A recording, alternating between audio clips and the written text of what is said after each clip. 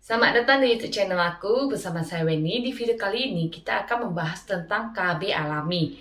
Nah, tentu ibu dan bapak punya planning jarak antara anak pertama dan anak kedua itu pengennya berapa tahun sih, ya kan?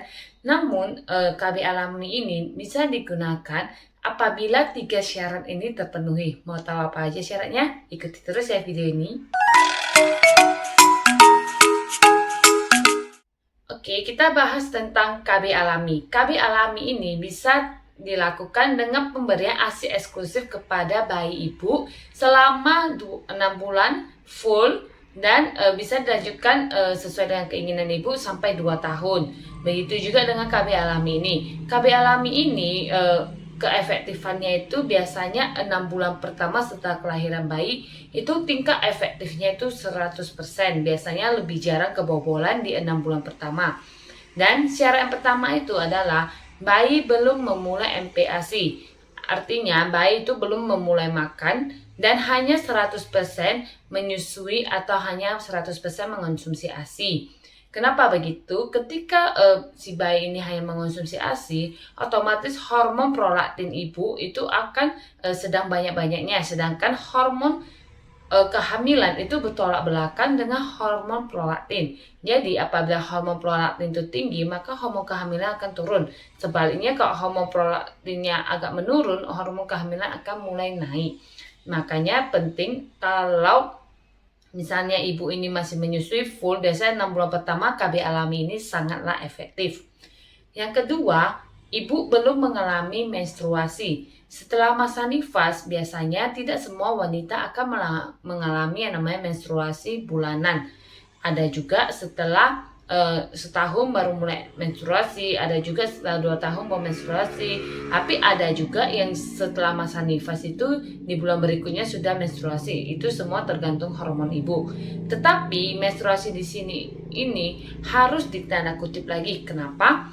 Karena menstruasi itu harus kita benar-benar lihat apakah ibu itu memang benar-benar mengalami menstruasi atau tidak.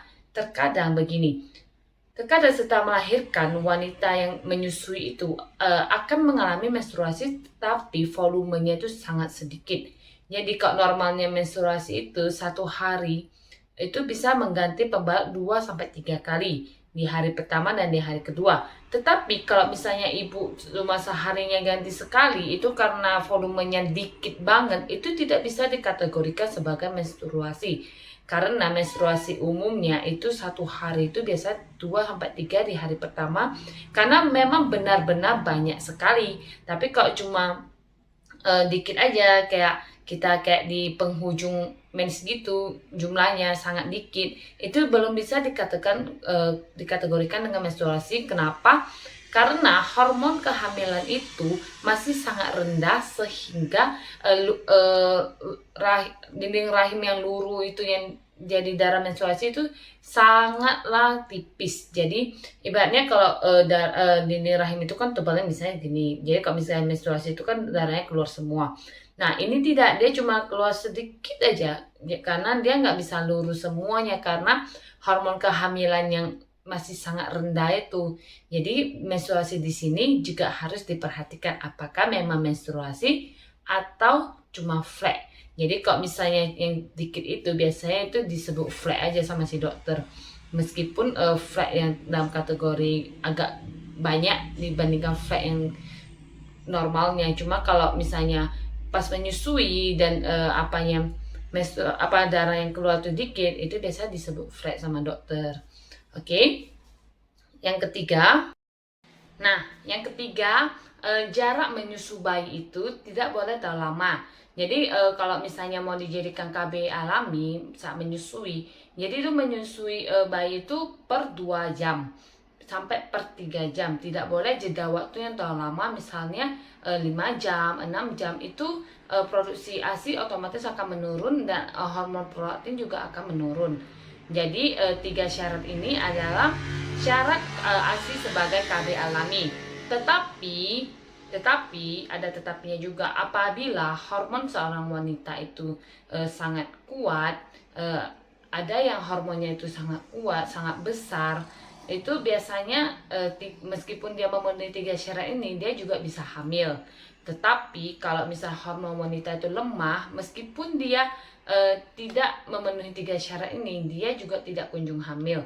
Kenapa bisa begitu? Mungkin si bayi ini menyusunya itu masih sangat rutin meskipun udah besar, misalnya per 3 jamnya masih menyusu. Padahal kan kalau misalnya menurut penelitian para dokter tuh ketika anak sudah berusia 1 tahun ke atas, maka jarak menyusu anak itu akan sangat jarang sekali. Tetapi kalau misalnya ibu masih mau menjadikan KB alami sampai anak 2 tahun misalnya, ibu bisa menyusui anak itu per 2 jam bahkan per 1 jam. Itu kenapa? Karena ketika anak masih rutin menyusui, hormon prolaktin itu akan tetap tinggi. Makanya kalau misalnya ada yang pengen hamil tetapi anak yang nyusunya masih kuat, itu akan sangat kecil kemungkinannya. Tetapi bukan berarti tidak bisa. Bisa, cuma peluangnya pasti lebih kecil karena hormon prolaktinnya itu masih tinggi. Sedangkan hormon prolaktin tadi bertolak belakang dengan hormon kehamilan. Tetapi kalau untuk yang wanita yang punya hormon yang kuat, maksudnya badannya kuat, antibodi yang kuat, biasanya hormon kehamilan ini bisa meninggi juga, mengejar hormon prolaktin. Tetapi itu sangat jarang terjadi kalau misalnya anaknya masih menyusu sangat rutin gitu loh. Nah, ibu-ibu udah tahu kan syarat-syarat apa aja yang bisa menjadikan ASI sebagai KB alami. Nah, ibu bisa mencobanya di rumah. Kalau memang punya planning ingin anak kedua atau planning anak ketiga, ibu bisa melakukan memenuhi 3 syarat ini. Dan ibu juga tidak perlu khawatir kalau misalnya ibu anaknya udah 6 bulan ke atas, udah jarang menyusui tapi belum menstruasi, itu juga bisa hamil.